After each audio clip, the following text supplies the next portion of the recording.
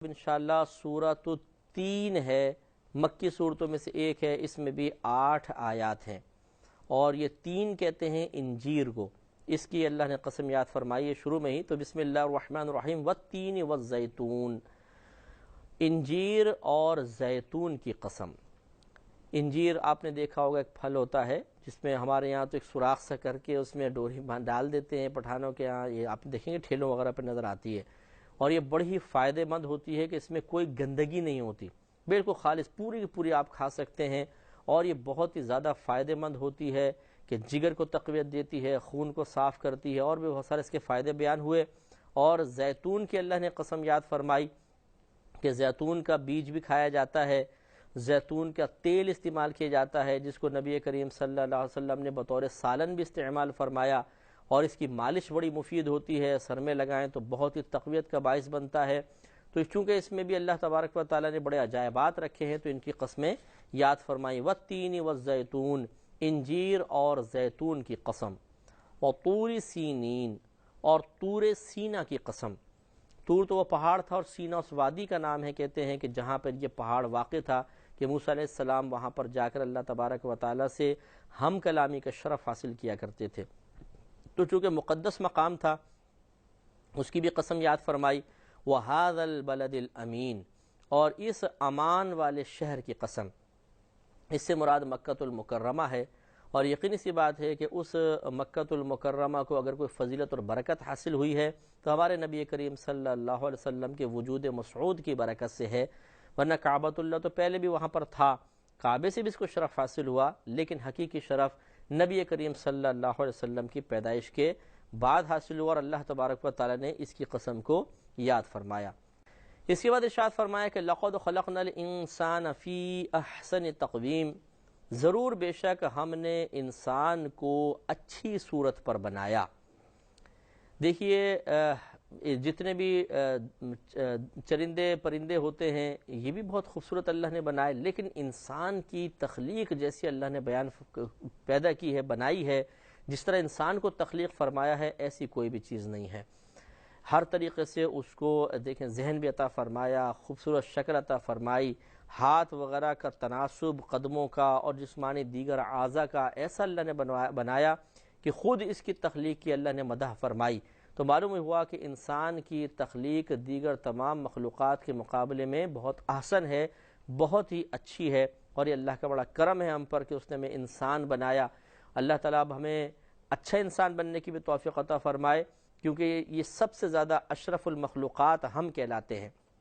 اس کی ایک بڑی وجہ یہ بھی ہے کہ کہا جاتا ہے کہ اللہ نے 3 طرح کی مخلوقات کو پیدا فرمایا۔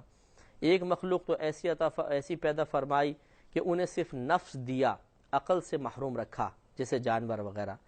ایک مخلوق ایسی پیدا فرمائی کہ ان کو عقل عطا فرمائی، نفس سے محروم رکھا، جیسے فرشتے ہیں۔ اور ایک مخلوق ایسی پیدا فرمائی جس کو نفس بھی عطا فرمایا اور عقل بھی عطا فرمائی، اور وہ ہے انسان۔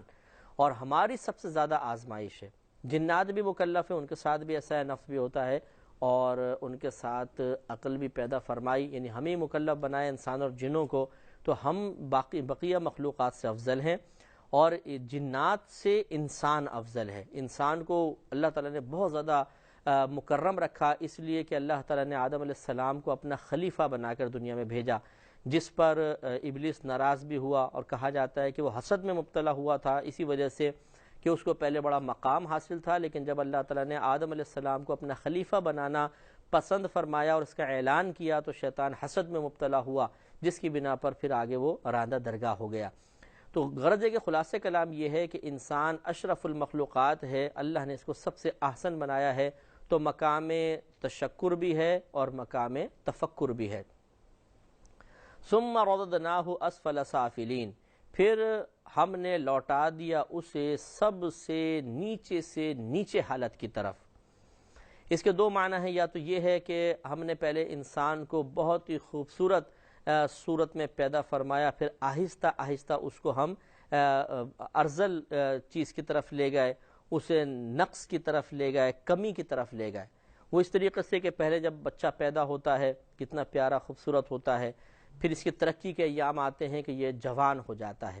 اور اس کے اعضاء مضبوط ہو جاتے ہیں، عقل کامل ہو جاتی ہے، اعضاء کمپلیٹ ہو جاتے ہیں۔ لیکن اس کے بعد پھر یہ جب بڑھاپے کی طرف بڑھتا ہے تو پھر یہ آہستہ آہستہ کمزوری کی طرف آتا ہے، اعضاء میں نقص پیدا ہونا شروع ہو جاتا ہے، اور وہ پھر پھرتی، وہ تیزی اور وہ طاقت نہیں رہتی جو عالم جوانی میں تھی، تو یہ پھر سافل کی طرف آ گیا۔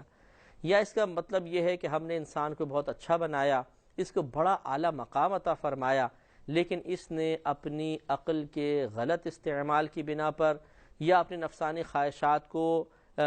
بڑھایا اور عقل کو اپنے نفس کے تابع کر کے رکھا، جس کی بنا پر نفس نے اس کو گمراہ کر دیا، شیطان نے گمراہ کر دیا، اور اس نے کفر کو اختیار کیا، شرک کو اختیار کیا، یا فسق و فجور کو اختیار کیا، تو ہم نے اس کو اسفل، سب سے نچلے طبقے میں ڈال دیا، اور وہ جہنم کا ہوگا کہ اس کو جہنم میں پھینک دیا جائے گا۔